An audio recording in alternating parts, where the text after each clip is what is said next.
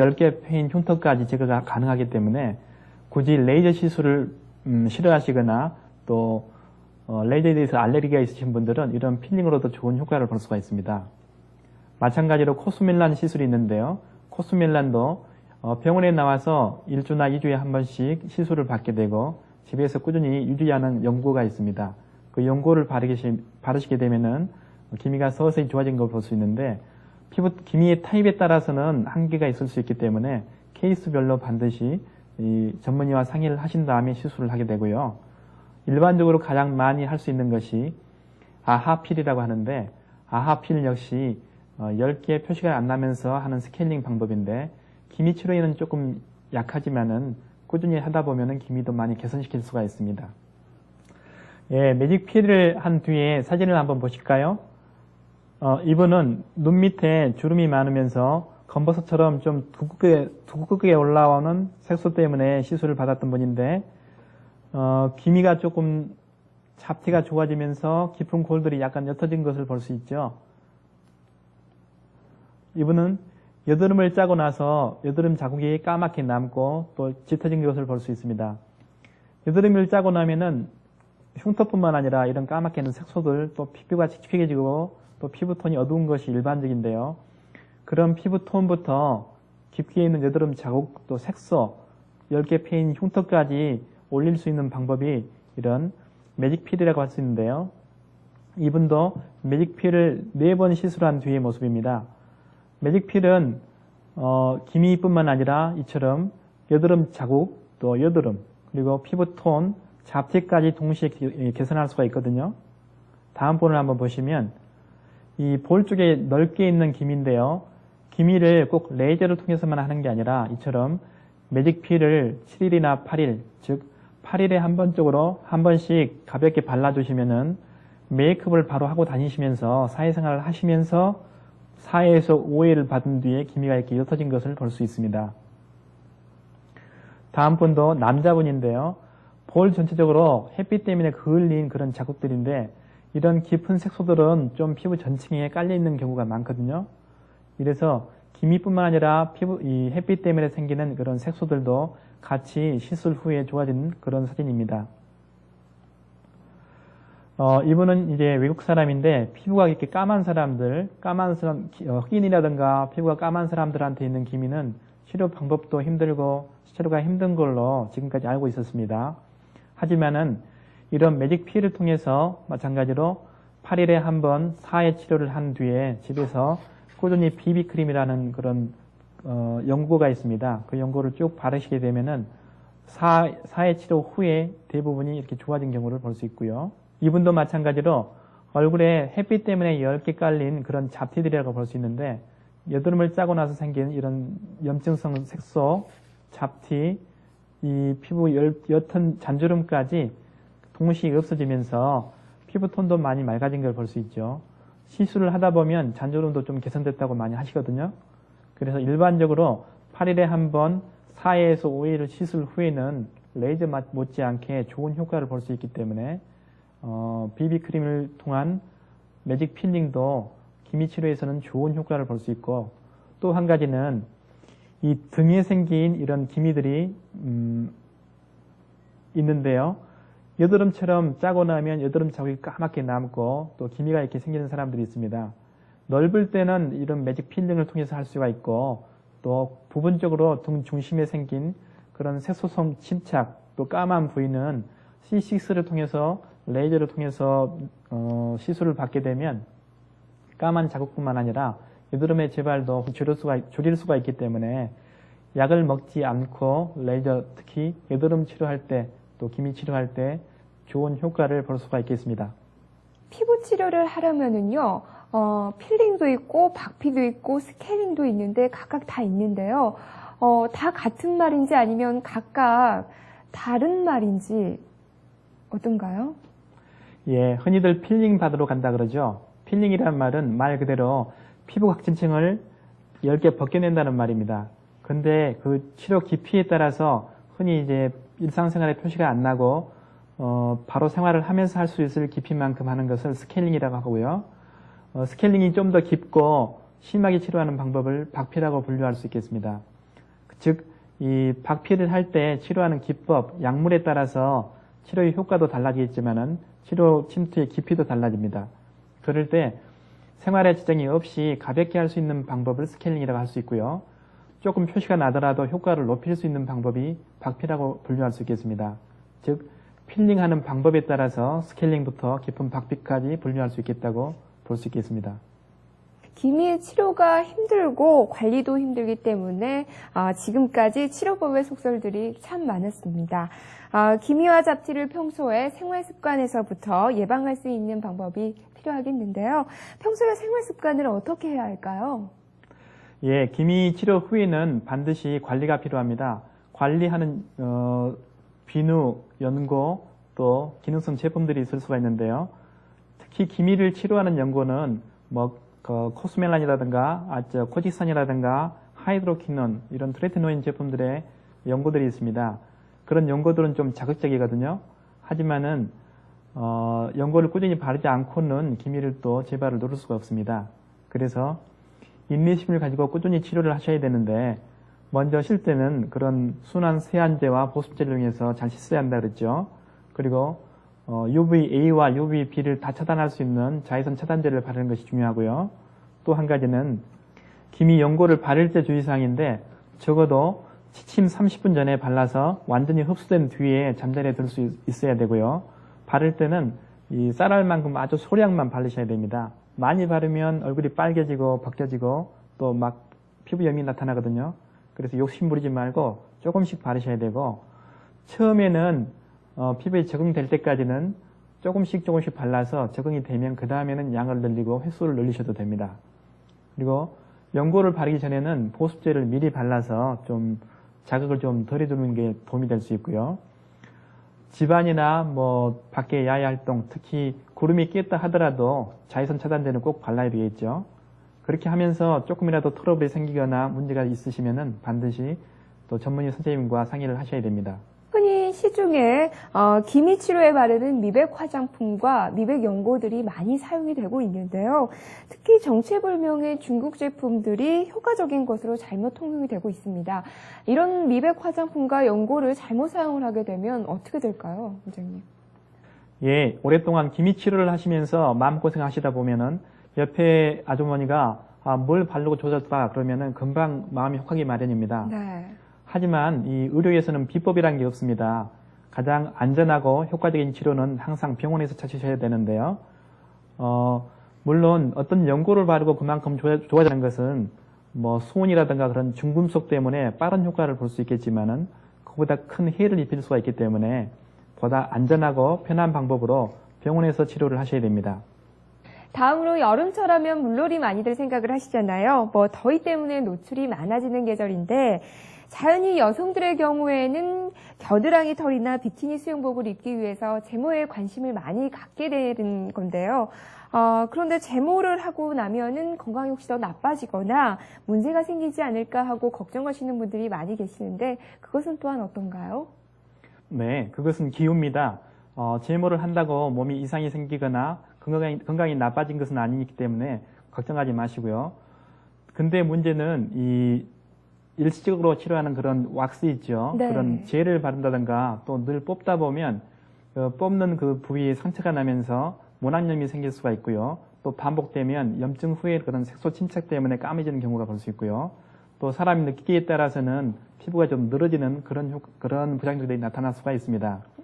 그래서 제모 자체가 나쁜 건 아니지만은 인위적으로 그렇게 막 깎거나 또 뽑거나 하는 것들은 일시적인 부작용들을 초래할 수가 있기 때문에 그건 좀 심할 때는 피하는 게 좋겠습니다. 네, 알겠습니다. 보통 많은 분들이요, 제모나 면도를 하면 털이 많이 나고 또 털이 굵어진다고들 많이들 생각하시는데 정말 사실인가요?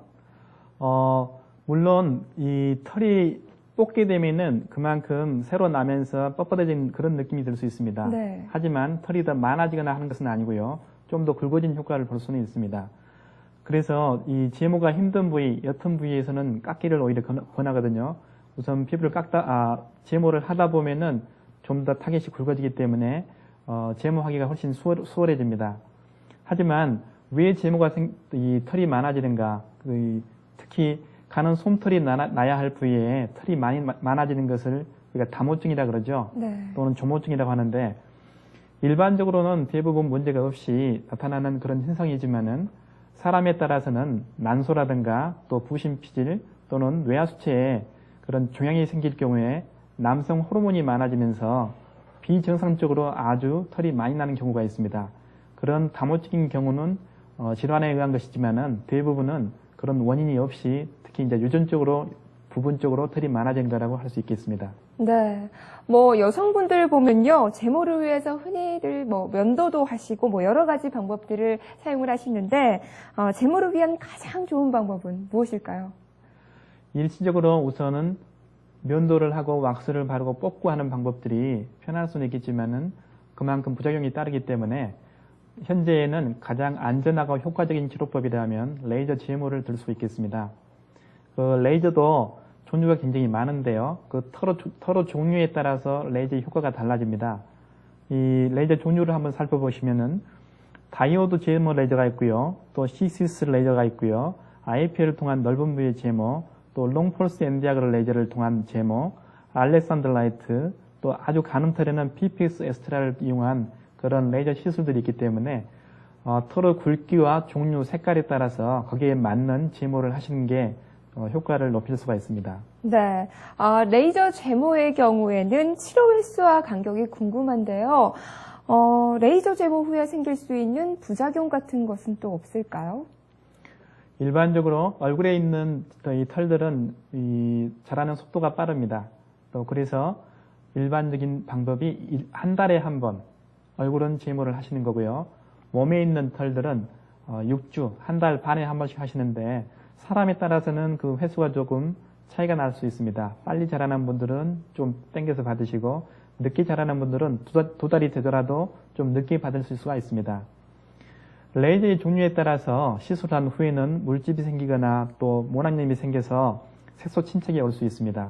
하지만은 자기 피부 타입에 맞고 그 털에 맞는 레이저를 선택하시게 되면은 거의 대부분 부작용이 없고요. 부작용이 있더라도 일시적인 거기 때문에 걱정을 안 하셔도 됩니다.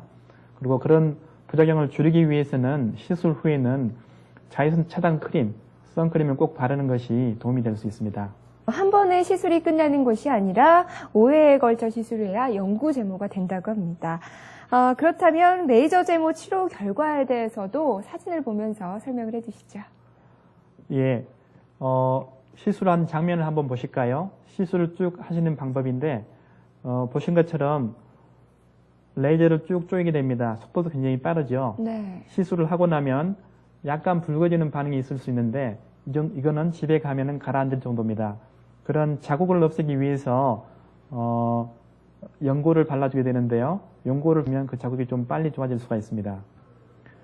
얼굴에 있는 털들은 이렇게 보시는 것처럼 좀 더 굵은 털이기 때문에 굵은 털들은 좀 더 깊게 있고 그래서 좀 통증이 있을 수 있습니다. 그래서 심한 경우는 이제 국소 마취를 한 다음에 시술을 받게 되면 통증 없이 시술을 받을 수 있고요. 보신 것처럼 까맣게 튀어오르면서 지가가 되는 걸 볼 수 있습니다. 시술 후의 사진을 한번 보실까요? 네. 여자분인데 겨드랑이에 털이 좀 많죠. 이런 많은 털들이 시술 직후의 모습인데 거의 표시가 나지 않죠. 이처럼 제모를 할 때는 먼저 면도를 하고요. 면도를 한 다음에 레이저 시술을 받게 됩니다. 겨드랑이 털은 보통 5회 정도 시술을 하게 되면 이처럼 대부분 좋아집니다. 완전히 제모라 그래서 100% 없애는 것을 목표로 하지는 않고요. 네. 보통 5회 정도 했을 때는 80% 정도의 제모가 나타납니다. 그것을 제모의 효과로 볼 수 있는데 더 없애려면 횟수를 더 늘려야겠죠. 이런 굵은 털에는 다이오드 레이저를 시술하면은 다이오드 레이저라 굵은 털에 큰 효과를 볼 수 있고요.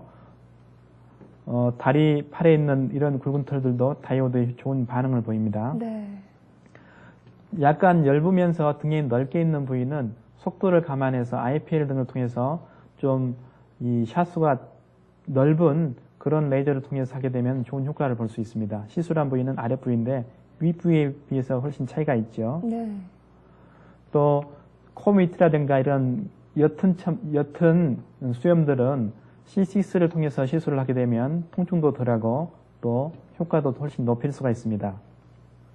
이런 턱 주위에 나는 이런 털들, 정상인보다는 좀 더 털이 많죠. 이렇게 전체적으로 얼굴 전체에 털이 많을 때는 담호증을 의심해서 그럴 때는 호르몬 검사가 필수적으로 좀 해볼 필요가 있습니다. 또 여성분들 같은 경우는 이 난소에 얇은 물주머니가 많을 때 그럴 때도 털을 뭔가요? 담호증이 올 수 있기 때문에 난소에 대한 호르몬 검사도 가끔 시행하게 됩니다. 이분도 팔에 있는 털인데요. 시술 후에 한 달째 모습인데 아직 올라오지 않고 좋은 효과를 보이고 있죠. 레이저 시술에서는 간편하고 또 재발을 가장 효과적으로 줄일 수 있으면서 부작용이 없기 때문에 거의 영구 제모를 원할 때는 레이저가 가장 안전하다고 볼 수 있겠습니다. 네, 여름철 기미나 손상된 피부 관리를 위해서 평소 집에서 할 수 있는 방법에 대해서 알려주시면 더욱더 좋을 것 같습니다. 알려주시죠. 예, 여름철에는 수분 손실이 많고 특히 땀을 많이 흘리기 때문에 피부에도 땀이 많고 피지가 많기 때문에 피부에 충분한 수분이 있다고 생각할 수 있습니다. 하지만 전체적인 땀 손실이 많고 그래서 얼굴도 굉장히 건조해질 수가 있거든요. 땀이 나니까 늘 씻게 되고 또 잦은 비누칠 그것 때문에 굉장히 건조해질 수가 있습니다. 가장 큰 보완점이란 것은 얼굴에 수분을 공급해 주는 거겠죠. 그래서 항상 보습에 신경을 쓰셔야 되고요. 보습에 필요한 로션이라든가 에센스를 늘 발라주는 것이 도움이 되겠습니다.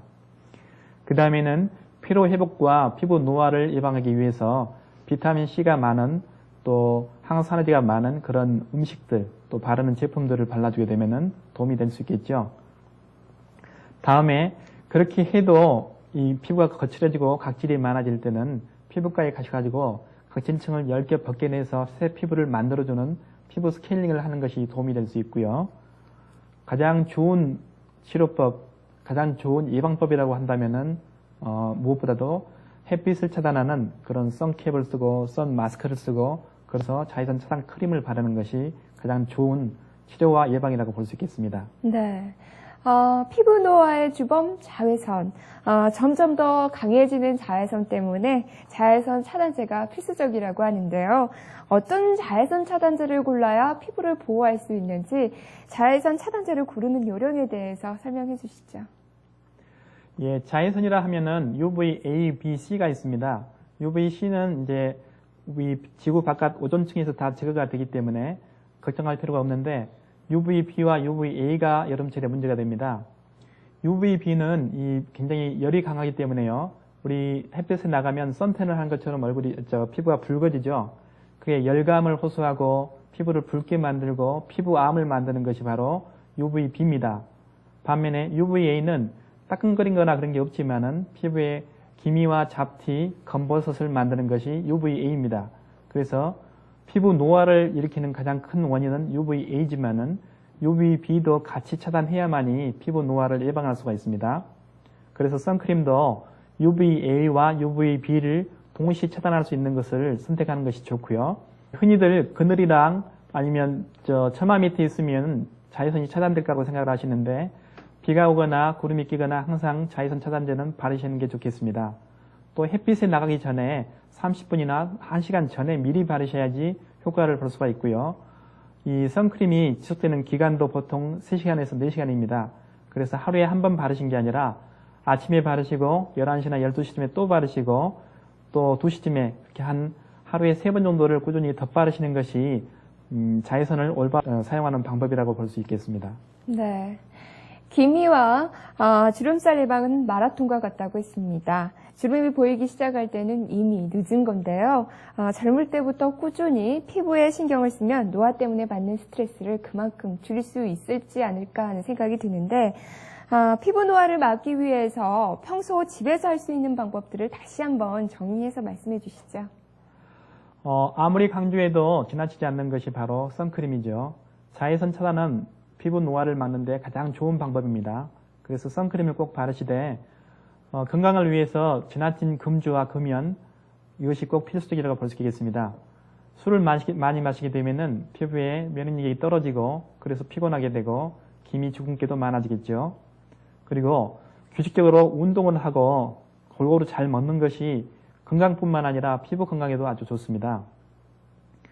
또 한 가지는 피부를 늘 청결히 해서 적당한 자기 타입의 피부 타입에 맞는 세안제를 골라서 피지를 잘 제거하고 잘 씻고요. 건조하지 않도록 늘 보습제를 바르는 것이 여름철에 필요한 피부 관리 방법이고요. 과로를 피하면서 충분한 수면 섭취, 잘 주무시는 것이 피부 건강에도 좋고, 거기다가 더 덧붙인다면은 이 기능성 침들, 피부에 좋은 비타민이라든가 또는 미백 크림들, 그런 비비 크림과 같은 미백 크림을 꾸준히 바르시면 노화를 한층 더 예방할 수 있겠습니다. 네. 시청자 여러분 궁금하신 점 많이 풀리셨습니까? 오늘 이 시간에는 맑은 피부과 신삼식 원장님과 함께 기미와 여름철 피부 관리에 대해서 상담해보는 시간 가져봤습니다. 원장님 오늘 도움 말씀 감사합니다. 네, 감사합니다. 의학은 날이 갈수록 발전하는 것 같습니다. 여러분도 고민만 하지 마시고요. 치료가 힘든 기미도 전문의를 찾아 상담하시면 해결책을 찾을 수 있지 않을까 싶습니다. 지금까지 이삭이었습니다. 안녕히 계십시오.